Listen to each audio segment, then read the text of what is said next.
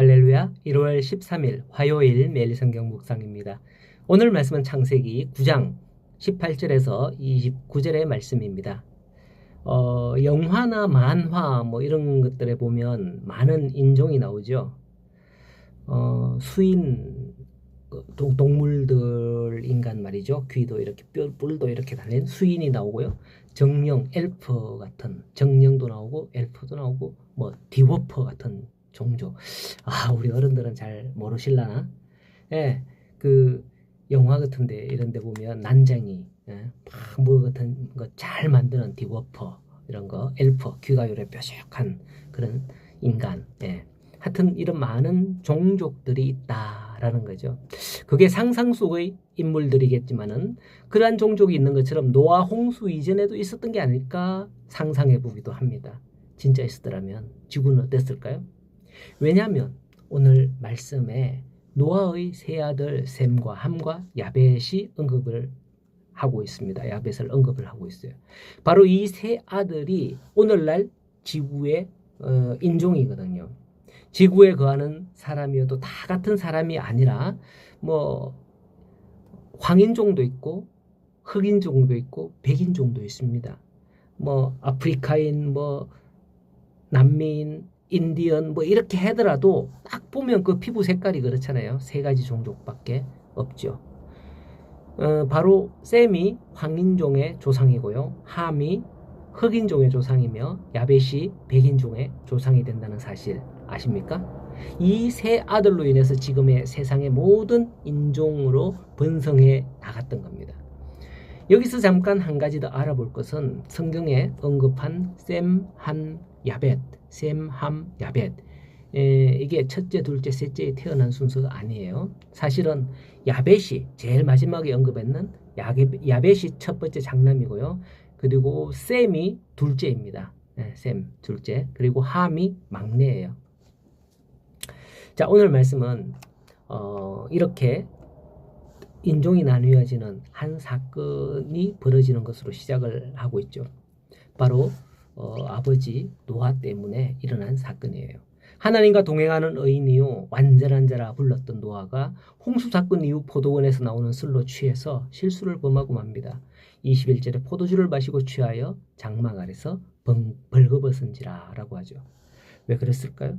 그것을 보면 오늘날 사람들의 괴로운 마음과 같지 않았을까 그런 생각도 듭니다. 이런 생각 왜 하게 되느냐 하면 함께 지내던 자들, 홍수 전에 함께 지내던 그런 형제나 가족, 노아의 가족들, 노아의 자녀들 말고요. 그런 이들이 다 떠나버렸으니까 얼마나 괴로웠을까 하는 겁니다. 왜 그랬는지는 그 원인은 정확하게는 술 먹고 왜 이랬는지 나오지는 않지만은 이처럼 누구라도 그런 것들을 추측을 해볼 수 있고 이런 것들을 생각할 때 얼마든지 시리에 빠져서 이렇게 무너질 수 있겠다 이런 생각도 들긴 합니다. 경건한 사람도 영적인 승리 후에 방심하면 이와 같은 유혹에 빠집니다. 이러한 사실은 인간은 어떠한 자도 완전할 수 없다는 것을 보여주는 거죠. 인격적으로 아무리 훌륭해 보이고 종교적, 도덕적으로 완벽해 보이는 사람이라 할지라도 언제든지 타락하여 범죄할 가능성은 있는 겁니다. 오늘날 다 누구나 마찬가지예요. 교회 누구나 마찬가지예요. 그것은 인간의 본성은 근본적으로 아담의 죄에 오염되어 부패해 있는 상태이기 때문이죠. 그러므로 우리는 결코 우리의 의나 믿음이나 행위를 자랑해서는 안 되겠습니다. 한순간도 하나님이 붙드시는 그 은혜의 손을 놔버리면 우리는 한순간에 홍수에 쓸려 내려갈 수밖에 없는 사망에 이를 존재인 거죠. 이것을 유념하고 항상 영적으로 깨어 있어야 되겠습니다. 그런데 22절을 보면 노아의 막내 아들 함이 아버지의 장막에 들어갔다가 노아가 술에 취해서 벌거벗고 하체를 드러내 누워 자는 모습을 보았습니다. 그리고 밖에 나가서 두 형제에게 이 사실을 알렸던 거예요. 이걸로 봐서는 함이 뭐가 그리 잘못했길래 나중에 아버지에게 저주를 받나 싶지만은 알렸다라고 해석되는 히브리어의 이 원단어의 뜻에는 선언하다, 누설하다라는 뜻과 더불어서 배반하다 이런 의미도 연관되어 있는 그런 단어라고 합니다. 이로 보건대 당시 함은 아버지에 대한 아들로서의 마땅히 가져야 할 도리를 배반하고 아버지의 상황을 마치 비밀스러운 일을 폭로하듯이 누설하듯이 나 봤다, 나만 봤지, 뭐 이러면서 자세하게 알리면서 뭐 공개하고 알려버렸다라는 그런 의미인 겁니다. 이처럼 당시 함은 아비 노아에 대한 존경심이나 뭐 어떤 그런 것들이 없을 뿐만 아니라 오히려 형제들도 자신과 같이 야 너도 한번 봐봐 웃겨 뭐 이런 모습으로 즐기기를 원했던 일을 벌였던 겁니다. 예, 역시 막내의 모습이 아닐까. 오늘날 막내도 그렇잖아요. 철이 없고 참 여러분 막내 그렇습니다. 예, 그런 것 같아요. 하지만 형제 야벳과 셈은 어땠습니까? 23절에 셈과 야벳이 옷을 가져다가 자기들의 어깨에 메고 뒷걸음질 치고 들어가서 아버지의 하체를 덮었으며 그들의 얼굴을 돌이키고 그들의 아버지의 하체를 보지 아니하였더라라고 합니다. 이러한 행동은 노아의 수치를 가리워 준 것이며 허물을 덮어준 거예요. 바로 하나님께서 에덴 동산에서 아담과 하와에게 가죽옷을 지어 입히셨던 것과 같은 이치인 거죠.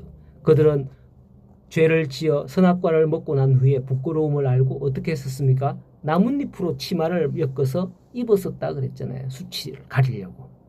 그렇지만 하나님께서는 바로 에덴 동산에서 아담과 하와에게 가죽옷으로 그들의 수치를 가려주셨던 것이죠.